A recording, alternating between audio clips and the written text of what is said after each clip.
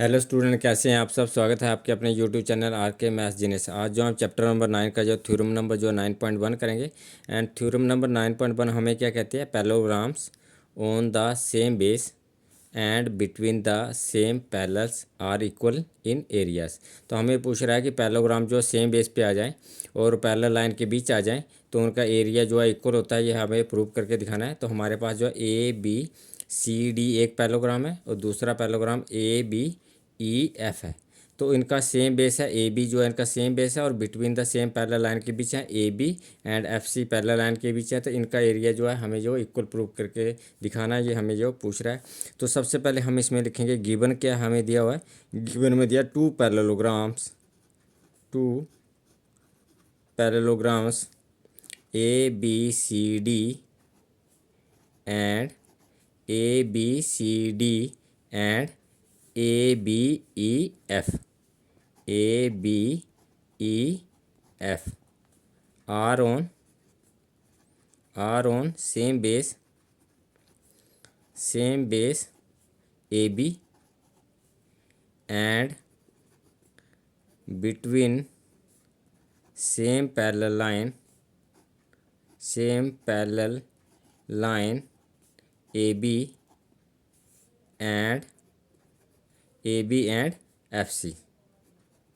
ये हमें जो है गिवन में दिया इसने कि पैरेललोग्राम जो है A B C D and A B E F are on the same base A B and between the same parallel line A B and F C. तो ये हमारा गिवन आ गया। टू प्रूफ लिखेंगे हम। To proof में हम क्या लिखेंगे, हमें क्या पूछ रहा है कि जो parallelogram A B C D है और ए बी ई एफ है, इनका बेस सेम है और पैरेलल लाइन के बीच है, तो इनका एरिया जो है इक्वल होता है। तो हम लिखेंगे area of parallelogram A B C D is equal to area of parallelogram A B E F. इनका दोनों का एरिया जो इक्वल होता है, ये हमें जो प्रूफ करके दिखाना है। तो हम प्रूफ लिखेंगे।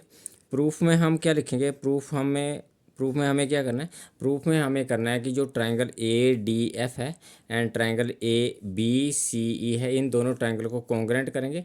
अगर ये दोनों ट्रायंगल कॉन्ग्रेंट हो जाएगी तो हमें ये इजी हो जाएगा प्रूव करना कि दोनों का जो एरिया ऑफ पैरेललोग्राम है जो इक्वल आता है। ये हमें ईजी हो जाएगा। तो हम प्रूफ में लिखेंगे in triangle A D F, triangle A D F and B C E, triangle B C E, दोनों ट्रायंगल को हम कॉन्ग्रेंट करेंगे। और कॉन्ग्रेंट करने के लिए अब क्राइटेरिया लिखेंगे, क्या क्राइटेरिया यूज़ हो रहा है। तो इसमें जो है ए डी जो है बी सी के इक्वल है, क्योंकि जो opposite side of parallelogram A B C D, तो ऑपोजिट साइड ऑफ पैरेललोग्राम की साइड जो है इक्वल होती हैं। तो ए डी जो है बी सी के इक्वल है। हम लिखेंगे A D is equal to B C, और बिकॉज रीज़न देंगे because opposite sides of parallelogram A B C D. तो A B C D parallelogram की ऑपोजिट साइड है, इसलिए इक्वल हो गए। और A F is equal to B E के इक्वल होगा, क्योंकि opposite side of parallelogram A B E F. तो हम इसलिए इसमें लिखेंगे A F is equal to B ई, और रीज़न क्या देंगे, सेम रीज़न आएगा ऑपोजिट, पर पैरेललोग्राम अलग से आएगा। Opposite sides of parallelogram A B E F, ये ए एफ और बी एफ जो है A B E F parallelogram के ऑपोजिट साइड है, इसलिए इक्वल होगा। और यहाँ पे हम जो है नंबरिंग करेंगे, तो ये हमारे पास एंगल 1 हो गया और यहाँ पे एंगल जो है 2 आ गया। तो अब angle 1 is equal to angle 2 लिखेंगे। Angle 1 is equal to angle 2 क्यों हुआ, क्योंकि ए डी जो है बी सी के इक्वल भी है और ए डी जो है बी सी के पैरेलल भी है। तो A D is parallel to B C and A F also parallel to B E, क्योंकि पैरेललोग्राम की ऑपोजिट साइड जो है पैरेलल भी होते हैं। तो एंगल 1 जो और एंगल 2 जो है पैरेलल लाइन के बीच के एंगल हैं, तो इसलिए एंगल 1 जो एंगल 2 के इक्वल होगा। तो हम इसमें रीज़न लिखेंगे angle 1 is equal to angle 2। Next page पे तो यहाँ पे हमारा आ गया angle 1 is equal to angle 2 और डैश डैश रीज़न आएगा, क्योंकि A D is parallel to B C and A F is parallel to B ई।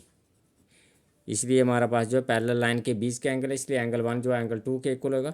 अब हमारा जो है कौन सा क्राइटेरिया यूज़ हो रहा है ये हम देखते हैं। तो ये साइड एंगल साइड और यहाँ से भी साइड एंगल साइड, तो SAS रूल से दोनों ट्रायंगल जो है कॉन्ग्रुएंट हो जाएगी। तो हम इसमें लिखेंगे देयरफॉर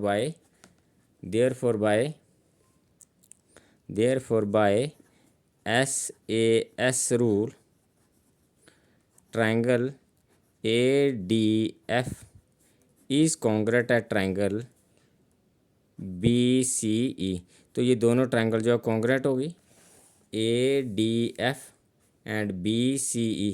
अगर ये दोनों ट्रायंगल कॉन्ग्रुएंट होगी तो दोनों ट्रायंगल का एरिया जो है इक्वल एरिया आएगा। तो देयरफॉर हम इसका जो है एरिया जो है इक्वल लिखेंगे। देयरफॉर हमारे पास क्या आ जाएगा, एरिया ऑफ ट्रायंगल ADF, क्योंकि दोनों जो कॉन्ग्रुएंट ट्रायंगल है, कॉन्ग्रुएंट ट्रायंगल का एरिया जो इक्वल होता है equal to area of triangle BCE। और हमारे पास जो इक्वेशन नंबर जो 1 आ गई। अब हम जो है क्या करेंगे, हमारे पास जो क्या डायग्राम है, हमारे पास डायग्राम है ABCD एक पैरेललोग्राम है, और इसको हम जो 2 फिगर में ब्रेक करेंगे। इसको जो है 2 फिगर में ब्रेक करेंगे, ABED और BCE। तो हमारे पास जो है एक डायग्राम में जो हमारे पास पैरेललोग्राम आएगा, हम इसमें लिखेंगे now parallelogram, area of parallelogram ABCD को हम 2 उसमें जो है डायग्राम में ब्रेक करके लिखेंगे। तो ABCD पैरेललोग्राम जो है हमारे पास इसमें क्या है, ABCD में हमारे पास एरिया ऑफ क्वाड्रिलेटर ABED आएगा। तो उसको हम शेड करके बता रहे हैं। तो ये शेड जो है ये वाला एरिया लेंगे, एक एरिया हमारे पास ये आएगा। तो हम इसमें लिखेंगे एरिया ऑफ क्वाड्रिलेटरल ABED